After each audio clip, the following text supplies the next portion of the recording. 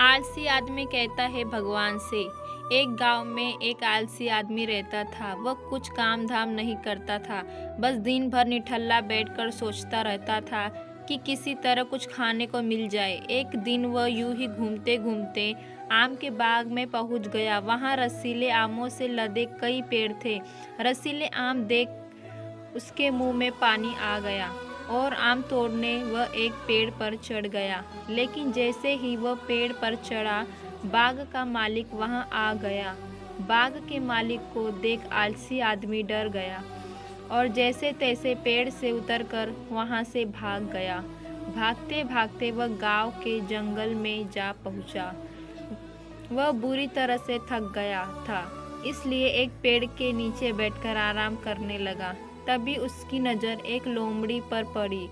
उस लोमड़ी की एक टांग टूटी हुई थी और वह लंगड़ा कर चल रही थी। लोमड़ी को देखकर आलसी आदमी सोचने लगा कि ऐसी हालत में भी इस जंगली जानवरों से भरे जंगल में ये लोमड़ी बच कैसे गई, इसका अब तक शिकार कैसे नहीं हुआ।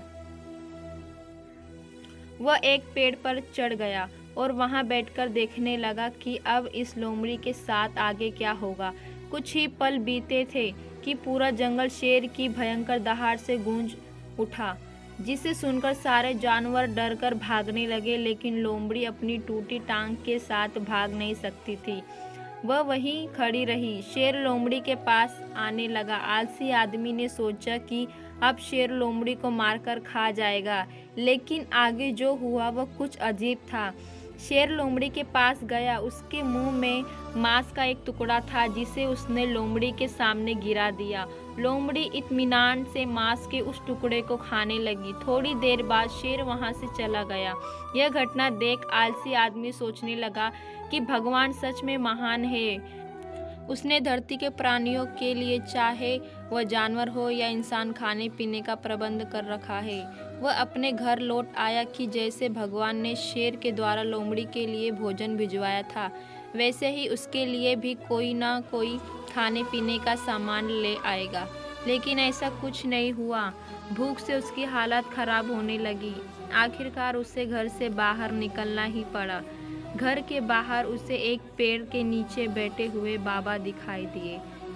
वह उनके पास गया और जंगल की सारी बातें सुनाते हुए वह बोला, बाबा जी, भगवान मेरे साथ ऐसा क्यों कर रहे हैं?